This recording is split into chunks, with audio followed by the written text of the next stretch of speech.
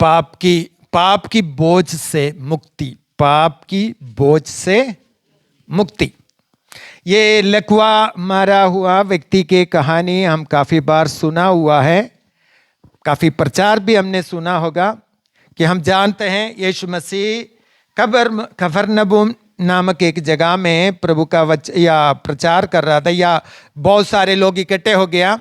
उनके बीच में प्रभु यीशु मसीह ने वचन दिया, और उस प्रचार करने के बाद या करने के समय 4 लोगों ने एक लकवे मारे व्यक्ति को और लेके आया, लेकिन यीशु मसीह के पास उनको लेके आने के लिए जाने के लिए मुश्किल था, क्योंकि चारों तरफ यीशु मसीह के भीड़ थे, इसलिए और उनको यीशु मसीह के पास लेके आने के लिए जाने के लिए मुश्किल हो गया। और इसलिए वो 4 लोगों ने क्या किया कि छत के ऊपर चढ़ गया, उनको लेकर छत के ऊपर चढ़ गया। छत के वो खोल कर क्या किया, उस यीशु मसीह उस चारपाई को क्या किया, यीशु मसीह के नीचे उतार दिया है करके हम देख सकते हैं कि, और यीशु मसीह ने उनके विश्वास को देखकर कहा कि तेरे बेटा तेरे पाप क्षमा हुए हैं। और उस समय कुछ फरीसी लोग, शास्त्री लोग बैठे हुए थे, जो धर्म गुरुएं बैठे हुए थे। उन्होंने कहा ये कौन है कि पापों का क्षमा देने के लिए परमेश्वर ही दे सकते हैं, ये कौन है पापों की क्षमा देने वाला, ऐसा पूछने लगा। लेकिन यीशु मसीह ने उनके मन के विचारों को समझ जानकर उनको कहा, मनुष्य के पुत्र को पापों की क्षमा देने के लिए अधिकार हैं। और ये कहकर वो मंचे पर लेटा हुआ वो लकवे मारे व्यक्ति को खड़ा करके उनको भेज दिया है करके हम देख सकते हैं। हम चंद बातें मैं हम आपके सामने इस वचन के द्वारा मैं रखना चाहता हूँ। तो ये पहली बात मैं आपके सामने रखना चाहता हूँ, ये लकवे मारे व्यक्ति का जो हालात, क्या हालात है वो, तो वो अपने आप कुछ भी नहीं कर सकते, मंचे पर लेटा हुआ है। तो पैरालाइज्ड व्यक्ति को आप जानते हैं, वो इतना या वो मंचे पर लेटा हुआ हालात में है और अपने आप कोई काम नहीं कर सकते और दूसरों के सहारे से कर सकते हैं। तो ये इसको क्या दर्शाते हैं? बाइबल में हम देख सकते हैं पाप के बारे में वर्णन करने के लिए काफी बातों का जिक्र किया है। एक तो कोढ़ का रोग है जो पाप को दर्शाते हैं, कोढ़ का रोग पाप के बारे में या पाप को दर्शाते हैं। और दूसरा है खमीर रोटी या खमीर किया हुआ वस्तु पाप के बारे में, ये पाप को दर्शाते हैं। और इधर लकवे मारे व्यक्ति को भी या ये क्या दर्शाते हैं, उनके पाप की अवस्था को दर्शाते हैं। आजकल जो कैंसर है वो भी पाप के बातों को दर्शाते हैं।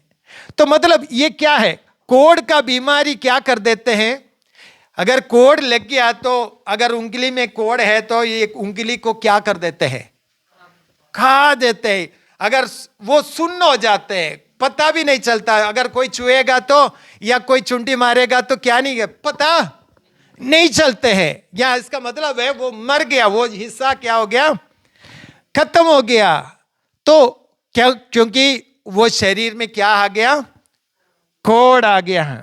तो इसलिए वो, और दूसरा शब्द कुरिन्थियों की पत्री में लिखा है, खमीर के बारे में लिखा है। थोड़ा सा खमीर क्या कर देते हैं, पूरे आटे को, हाँ, तो खमीर थोड़ा सा है लेकिन पूरे आटे को क्या करेंगे।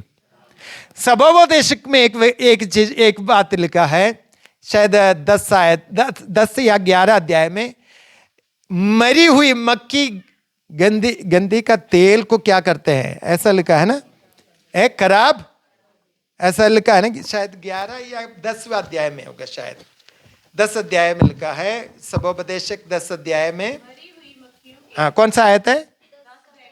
10 का 1, हाँ हाँ जी। कारण तेल सड़ने और बसाने, या तो मतलब वो एक एक क्या है, मरी हुई मक्खी उसको क्या कर देगा, खराब करेगा करके लिखा है। तो वैसे ही कैंसर को देखो, कैंसर का जो क्या करते हैं, अंदर आ गया तो फिर वो एक एक सेल को क्या कर देते हैं, खत्म। हाँ, वो फैल जाते हैं पूरे, या अगर उसका सही इलाज नहीं मिलेगा तो वो क्या करेंगे, फैल जाएंगे। वैसे ही कोढ़ का बीमारी भी, तो वो फैल जाते हैं और शरीर के अंगों को, ये सब किसको दर्शाते हैं, पाप को दर्शाते हैं, पाप को दर्शाते हैं। अब इस व्यक्ति के बारे में देखिए, वो लकवे मारे हुए व्यक्ति है, मतलब पैरालाइज्ड है। तो इसका मतलब क्या है कि इसका मतलब है कि हमारी आत्मिक जीवन में लकवा मारा गया है। आत्मिक जीवन में मतलब हमें दूसरों को मदद करने के लिए पैरालाइज्ड है। या मेरी बातें समझ में आ रहे हैं कि अगर हम ये आत्मिक तौर पर लकवा मारा, मतलब क्या है कि हमें अच्छे काम करने के लिए या भलाई करने के लिए हम या भलाई हम कर नहीं पाएंगे। जो व्यक्ति, मतलब शारीरिक अवस्था में नहीं कह रहा हूं, शारीरिक अवस्था के बारे में नहीं कह रहा हूं, मैं पाप के बारे में बता रहा हूं। जो पाप के या हमारे आत्मिक, हमारे जीवन में अगर लकवा मारा है तो हमें क्या, हमारे आत्मिक दशा में क्या हो जाते हैं, अपाहिज हो जाते हैं। आप ये बातें पढ़ेगा तो समझ में आएंगे। इब्रानियों की पत्री 5 अध्याय का 11 से 14 तक पढ़ना, उसमें कुछ बातें लिखा है। इब्रानियों की पत्री 5 का 11 से 14 तक। इसके विषय में हमें बहुत सी बातें कहनी है, जिनका समझाना भी कठिन है, इसलिए कि तुम ऊंचा सुनने लगे हो। समय के विचार से तुम्हें गुरु हो जाना चाहिए। हाँ हाँ जी। तो भी यह आवश्यक हो गया है कि कोई तुम्हें परमेश्वर के वचनों की आदि शिक्षा पर फिर से सिखाए। तुम तो ऐसे हो गए हो, तुम्हें अन्न के बदले अब तक दूध ही चाहिए, क्योंकि दूध पीने वाले बच्चे को तो धर्म के वचन की पहचान नहीं होती, क्योंकि वह बालक है। पर अन्न सयानों के लिए है, जिनकी ज्ञान इंद्रियां अभ्यास करते करते भले बुरे में भेद करने में निपुण हो गई हैं। तो इधर आपको क्या समझ में आया, क्या समझ में आया आपको? तो पौलुस प्रेरित कह रहे हैं या परमेश्वर के दास कह रहे हैं कि तुम समय देखेगा तो क्या बनना चाहिए था, गुरु या सियाना बनना चाहिए था, गुरु होना चाहिए था। लेकिन अभी भी क्या है, बच्चे के समान है, मतलब बढ़ोतरी नहीं है, मतलब अपाहिज है। तो इसलिए बढ़ नहीं पा रहे हैं, आत्मिकता में क्या नहीं होते, बढ़ नहीं पा रहे हैं। तो हमें, तो परमेश्वर क्या चाहते हैं हमारे जीवन में, हमें आत्मिकता में बढ़ने के लिए परमेश्वर चाहते हैं। और लेकिन तो पौलुस कह रहे हैं कि तुम अभी भी बच्चों के समान हैं, वो बढ़ नहीं रहे हैं, आत्मिक रूप पर आप बढ़ नहीं रहे। तो परमेश्वर चाहते हैं कि हम बढ़ जाए। हालेलुया। तो प्रभु में हम बढ़ जाए, ये परमेश्वर की इच्छा है। तो यूहन्ना, प्रेरित यूहन्ना अपने या विश्वासियों को जब खत लिखते समय कह रहे हैं कि एक शब्द उधर लिखा है कि मेरी आत्मा शुभ, तो एक शब्द, या पहला यूहन्ना की पत्री में एक शब्द लिखा है, यूहन्ना पत्री में यूहन्ना कह रहा है कि मेरी आत्मा, तो तीसरा पत्री का दूसरा पद में क्या लिखा है,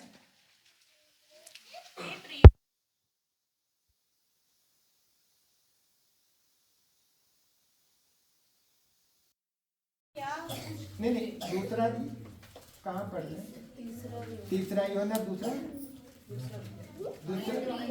आयत। हे प्रिय, मेरी यह प्रार्थना है कि जैसे तू आत्मिक जैसे तू आत्मिक उन्नति कर रहा है, वैसे ही तुम सब बातों में उन्नति करे और भला चंगा रहे। ये यूहन्ना क्या कह रहा है? यूहन्ना की इच्छा क्या है?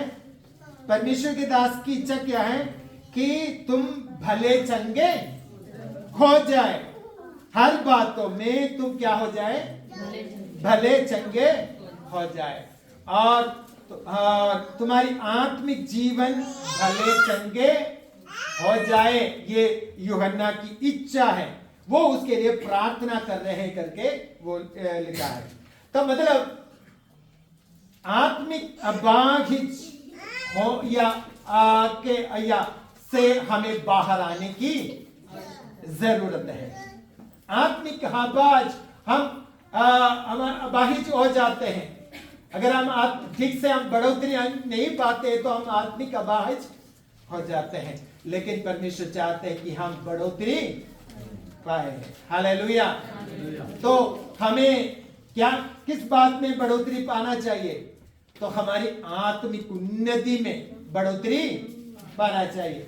जब हम आत्मिक उन्नति पाते हैं तो हम क्या, हमारे जीवन में हम क्या करते हैं? हम दूसरों के लिए आशीष का कारण बन जाएंगे, दूसरों के लिए मदद करेंगे, दूसरों के लिए उन्नति का कारण बन जाएंगे, तो हमें देने वाला बन जाएंगे। तो इस तरीके से हमें आत्मिक बढ़ोतरी पाने की जरूरत है, हमें आत्मिक उन्नति पाने की जरूरत है। एक बार या मरकस की 5 अध्याय, शायद 5 नहीं, 3 अध्याय में एक व्यक्ति के बारे में लिखा है जिसका हाथ क्या हुआ था? सूखा हुआ था, लेकिन यीशु मसीह ने उनको छूकर क्या किया? चंगा किया। मतलब हाथ किसको दर्शाते हैं? काम करने को दर्शाते हैं। काम कर नहीं सकता था, क्योंकि काम क्या हुआ था? यह हाथ क्या हुआ था? सूखा हुआ था, वो काम नहीं कर सकता था। लेकिन जब यीशु मसीह ने छुआ तो क्या हुआ? वो काम करना शुरू किया। मतलब मैं बताने का मतलब है कि हमें काम, आत्मिक काम या प्रभु के लिए कुछ काम करने की जरूरत है। तो काफी बार हमारे प्रभु के लिए काम करने के लिए हमारा हाथ क्या सूख गया है, तो लेकिन हमारे हाथ को या हम काम करने के लिए तैयार होना है। उस बाहिज अवस्था से हमें बाहर आने की जरूरत है। हालेलुया। और पहली दूसरी बात मैं बताना चाहता हूं कि यीशु मसीह उनके, तो इसका कारण क्या था? इधर लिखा है कि यीशु मसीह 5 आयत पढ़ना, 5 से 5 आयत, 3 का नहीं, वापस आएंगे। मरकस 2 का 5, मरकस 2 का 5। यीशु ने उनका विश्वास देखकर उस लकवे के रोगी से कहा, हे पुत्र, तेरे पाप क्षमा हुए। तो मतलब, तो इधर क्या लिखा है कि हे पुत्र, तेरा पाप क्षमा हुए। तो प्रभु यीशु मसीह कहां छुआ? उनके मन के अंदर छिपा हुआ पाप को छुआ है करके हम देख सकते हैं। तो उनके हो सकते हैं उनके ये परेशानी के कारण क्या है? उनका पाप। लेकिन हर समय ऐसा होने की जरूरी नहीं है। लेकिन इधर हम यीशु मसीह कह रहे तेरा पाप क्षमा हुए हैं। तो काफी जो हमारे जीवन के कमी या परेशानी के कारण हो सकते हैं, हमारे जीवन का पाप के कारण हो सकते हैं। हालेलुया। तो जब हम अपने पापों से पश्चाताप करेंगे तो परमेश्वर हमारे शारीरिक या बंधन से भी परमेश्वर में क्या करेगा? आजाद करेगा। तो इसलिए हमें पापों से पश्चाताप करना बहुत जरूरी है। पाप हमारे जीवन में परमेश्वर के आशीष लेके आने के लिए रुकावट कर देते हैं। इसलिए हमें अपने पापों के प्रति क्या करना चाहिए? गहरा पश्चाताप करना है। पापों को पश्चाताप करके छोड़ने की जरूरत है। इधर हम देख सकते हैं यीशु मसीह को पापों को क्षमा करने के लिए अधिकार है। हालेलुया। हालेलुया। तो इधर आगे पढ़िए, 5-6 पढ़ना। तब कई शास्त्री जो वहां बैठे थे हाँ। अपने अपने मन में विचार करने लगे, हाँ। हे मनुष्य, क्यों ऐसा कहता है? यह तो परमेश्वर की निंदा करता है।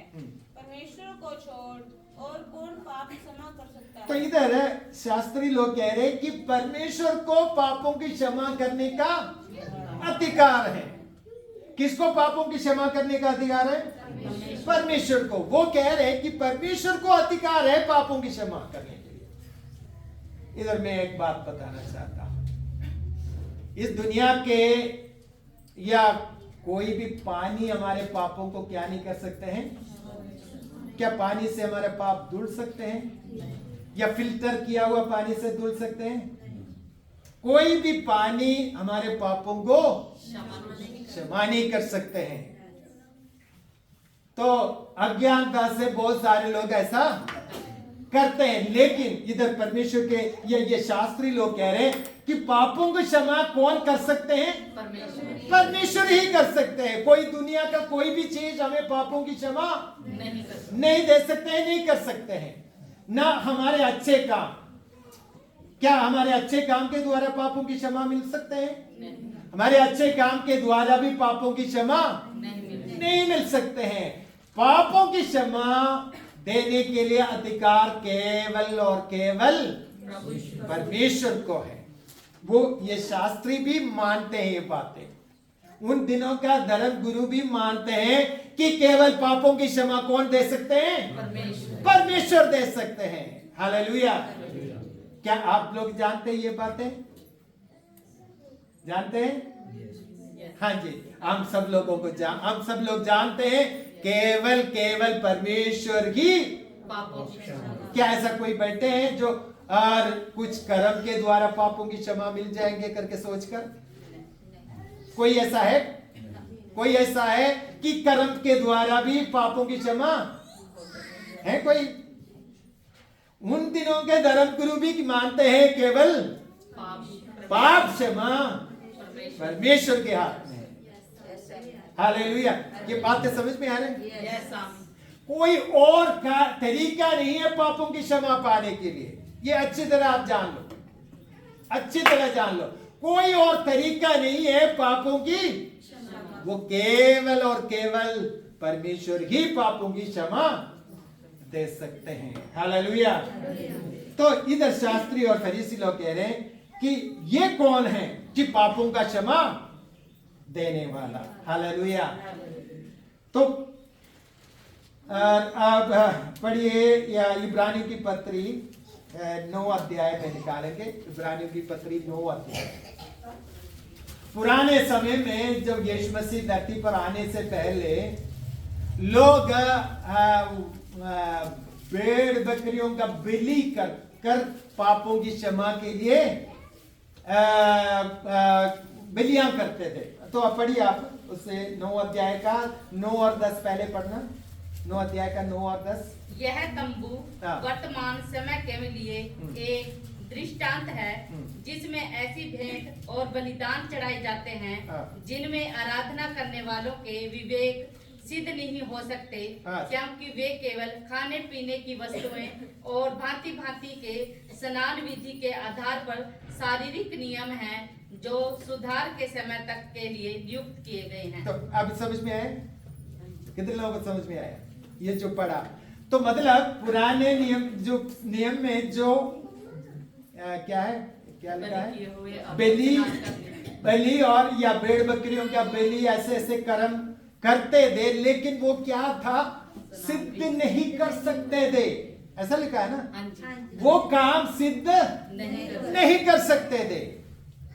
लेकिन वो क्या था? नीचे लिखा है वो शारीरिक थे। वो क्या काम था? ऐसा लिखा है ना? आपने ध्यान से सुना? वो क्या काम था? शारीरिक काम था करके लिखा है।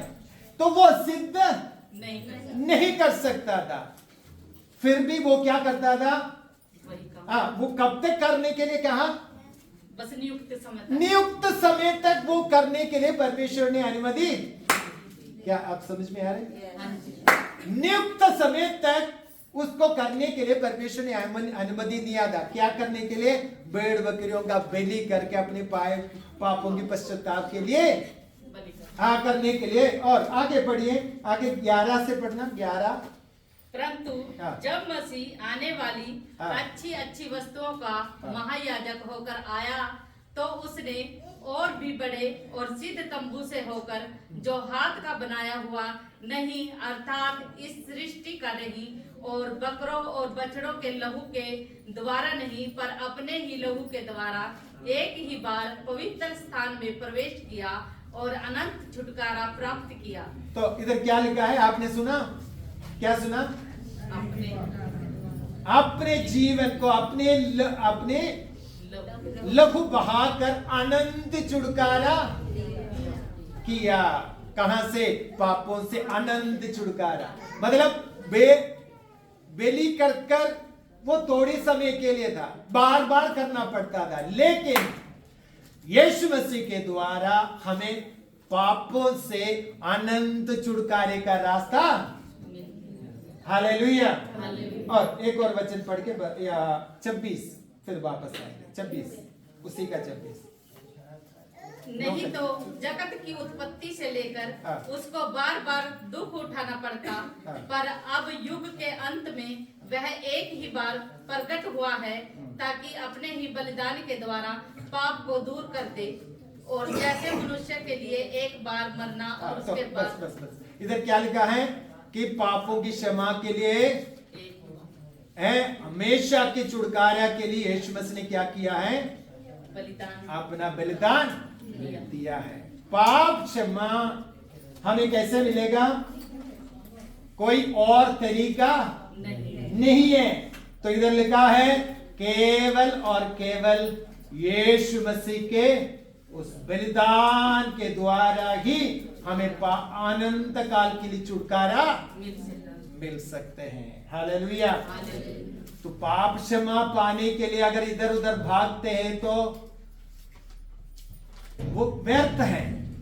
लेकिन वचन में, परमेश्वर के वचन में लिखा है कि वो परमेश्वर पापों की क्षमा दे सकते हैं। वो यीशु मसीह के द्वारा अनंत काल तक वो छुटकारे का काम कर दिया है। हालेलुया। तो पाप क्षमा पाने के लिए हमें इधर उधर जाने की जरूरत नहीं है। हमें यीशु मसीह के उस पवित्र चरणों में आने की जरूरत है। तो इसलिए यूहन्ना सुसमाचार या पत्री, यूहन्ना की पहली पत्री पहला अध्याय 9वां पद में लिखा है, यदि हम अपने पापों को मान ले तो वह हमारे पापों को क्षमा करने हमें सब अधर्म से शुद्ध करने में विश्वास योग्य और धर्मी है। हालेलुया। तो पाप क्षमा के लिए यीशु मसीह का लहू काफी है। हालेलुया। उस पवित्र लहू आज भी हमारे पापों को क्या करते हैं? क्षमा करते हैं। तो ये लिखवा मारे व्यक्ति किसके पास आया? प्रभु यीशु मसीह के पास आया। वो आया तो किस लिए आया था? उनके लिखवे मारे बीमारी से उनको चंगाई पाने के लिए यीशु मसीह के पास लेके आया। लेकिन यीशु मसीह ने क्या कहा उनको? तुम्हारा पाप क्षमा हुए हैं। हालेलुया। तो उनको शारीरिक चंगाई या शारीरिक आजादी मिलने के लिए सबसे पहले यीशु मसीह ने उनके पाप को छुआ है। उनके पाप को छुआ है। हालेलुया। जब हमारे पाप को छुएंगे या पाप के लिए अब हम अपने पापों से पश्चाताप करेंगे तो परमेश्वर हमारे शारीरिक तौर पर भी हम आजाद करेगा। हालेलुया। तो इस व्यक्ति के जीवन में 8 से नीचे हम पढ़ते समय यीशु मसीह ने क्या किया है? और उनका पापों को क्षमा देने के लिए अधिकार है करके कैसे उनका प्रमाण किया कि उनके लकवे मारे बीमारी से चंगाई देकर प्रमाण किया है कि मुझे पापों की क्षमा देने के लिए अधिकार है करके प्रभु यीशु मसीह ने उन लोगों को दिखाया है करके हम देख सकते हैं। तो यीशु मसीह हमारे ऊपर या हमारे पापों को क्षमा करने के लिए पूरा अधिकार है। हालेलुया। तो यीशु मसीह के पास वो अधिकार है हमारे पापों को क्षमा करने के लिए। हालेलुया। और एक और वचन यशायाह की किताब से पढ़ेंगे 53 अध्याय। हम जानते हैं 53 अध्याय का 5वां पद पढ़ना। 53 अध्याय का 5। हमारे शारीरिक चंगाई से भी बढ़कर परमेश्वर क्या चाहते हैं? हमारी आत्मिक चंगाई चाहते हैं। परंतु वह हमारे ही अपराधों के कारण घायल किया गया। वह हमारे ही अधर्म के कारण कुचला गया। हमारी शांति के लिए उस पर ताड़ना पड़ी। उसके कोड़े खाने से हम लोग चंगे हो जाए। इधर क्या बातें कह रहे हैं? अपराधों के बारे में बता रहे हैं, शारीरिक चंगाई के बारे में नहीं कह रहे। तो उसके बाद में लिखा है कि उसके मार खाने से तुम चंगे हो गए। कहां, किससे चंगे हो गया? कि तुम्हारे अपराधों को और पापों से तुम्हें क्या मिल गया? छुटकारा मिल गया। किसके द्वारा? यीशु मसीह के बलिदान के द्वारा, जो लहू बहाने के द्वारा, कि परमेश्वर ने हमें क्या दिया है? पापों से छुटकारा दिया है। हालेलुया। मैं विश्वास करता हूं आपको समझ में आया। ये लकवा मारे व्यक्ति यीशु के पास आया, चंगाई के लिए आया, लेकिन प्रभु यीशु मसीह ने उनके पापों को क्षमा किया और बाद में और उनको क्या दिया? उनको शारीरिक चंगाई भी दे दिया है। हालेलुया। तो परमेश्वर हमारे जीवन में भी कार्य करना, हमें भी पापों से छुटकारा देना चाहते हैं, हमारे भी शरीर में चंगाई देना चाहते हैं। हालेलुया। तो सबसे पहले हम अपने पापों के प्रति गहरा पश्चाताप करें, यीशु के पास आए, पश्चाताप करें, तो निश्चय परमेश्वर हमें आजाद करेगा, हमें आजाद करेगा। हालेलुया। तो भाई सुरजीत ने अपनी गवाही को सुनाया। प्रभु ने कब उनको आजादी दिया?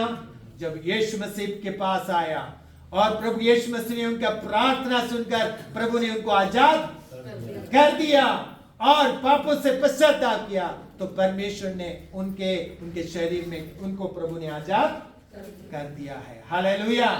मेरे प्रिय भाइयों बहनों, प्रभु ने आपको भी आजाद दिया है। हालेलुया।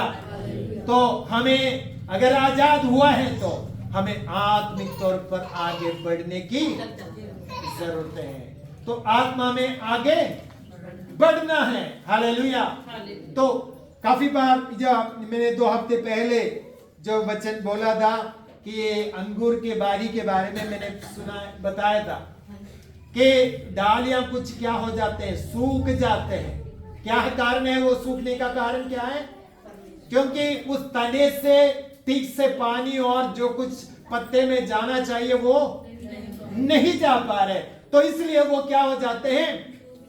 सूख जाते हैं। और जो सूखा हुआ क्या करेंगे? मालिक आकर उसको काट कर आग में डाल दिया जाएगा। तो इसलिए तो हमारे जीवन में जो पाप है, हमारे जीवन के पाप की अवस्था है, हमें हमारे जीवन को सुखा देते हैं, आत्मिक कमजोर बना देते हैं, लकवा हमारे अवस्था में लेके आ जाएंगे। लेकिन हमें क्या करना है? हमें आत्मिक उम्माद में, आत्मिक उत्साह में भर कर हमें एक जीवन बिताने की जरूरत है। तो परमेश्वर हमें आशीष करेगा। तो हमें जागने की जरूरत है, हमें प्रार्थना में जागने की जरूरत है और हमें परमेश्वर की आवाज को सुनने के लिए जागने की जरूरत है। जब आप परमेश्वर के आवाज को सुनेंगे और सुनकर हमारा कदम रखेंगे तो निश्चय परमेश्वर हमें आशीष करेगा। हालेलुया। तो अगर बैठने वाले में से कोई भी एक व्यक्ति ऐसा है जो अभी तक पापों की क्षमा प्राप्त नहीं हुए हैं, तो आज पूरा मन से यीशु मसीह के हाथों में अपने जीवन को समर्पित करें। प्रभु यीशु मसीह, मुझे आपकी जरूरत है, मैं आपके लिए जीऊंगा करके आप अपने जीवन को प्रभु के हाथों में समर्पित करेंगे, तो निश्चय परमेश्वर आपका भी पापों का क्षमा करेगा। हालेलुया। तो परमेश्वर के अनुग्रह से परमेश्वर ने हमारे पापों को क्षमा कर दिया है। हालेलुया। तो परमेश्वर सबके पापों को क्षमा करना चाहते हैं। तो परमेश्वर के प्रभु के पास आएंगे, तो उसके लिए क्या करना है? हमें यीशु मसीह के पास आना होगा। हमारे पापों के बारे में हमें एहसास करना होगा, पश्चाताप करना होगा, और हमें उस क्षमा को या उस पाप क्षमा को हमें हासिल करना होगा। और परमेश्वर हमें और हमारे जीवन के चाल चलन में हमें बदलाव लेके आना होगा। तो परमेश्वर हमारे जीवन को आशीष करेगा। जब ये लकवा मारा हुआ व्यक्ति को यीशु ने उसके पाप को छुआ और उनके शरीर की चंगाई मिला, और वो चलना फिरना शुरू कर दिया। हालेलुया। तो वो प्रभु की महिमा के लिए उसने अपना जीवन बिताया।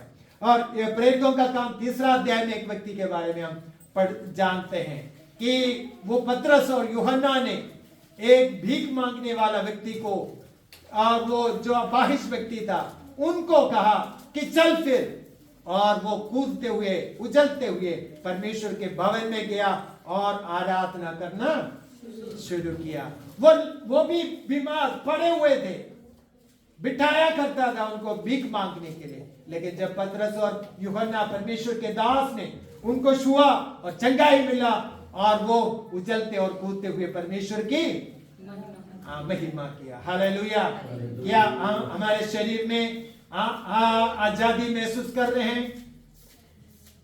क्या कुछ ऐसा परेशानी है जो आपको आनंदित होने के लिए रुकावट करते हैं? उन बातों को प्रभु क्षमा करने के लिए, दूर करने के लिए चाहते हैं। हमारे जीवन के आत्मिक अपाहिज के कार्य को दूर करके हमें स्वतंत्र करना चाहते हैं। तो उसके लिए हमें प्रभु यीशु मसीह के पास पूरे मन से आने की जरूरत है, अपने पापों से तौबा करने की जरूरत है। निश्चय परमेश्वर हमारे जीवन में अद्भुत कार्य करेगा। हालेलुया। तो पाप हमें परमेश्वर से दूर करेगा, और यीशु मसीह का लहू हमें परमेश्वर के निकट लेके आएगा। पाप हमें परमेश्वर से क्या करेगा? दूर करेगा। पाप की मजदूरी क्या है? अनंत काल की मृत्यु है, परंतु परमेश्वर का वरदान प्रभु यीशु मसीह में अनंत जीवन है। वो जीवन आपके पास है, तो आपके सामने है, आपके पास है, वो आपको स्वीकार करना होगा। हालेलुया। तो वो आपको आजाद करेगा। हालेलुया। इस दुनिया के कोई भी चीज हमें पापों, कोई भी व्यक्ति, क्या कोई भी चीज हमें पापों से आजाद नहीं कर सकते हैं।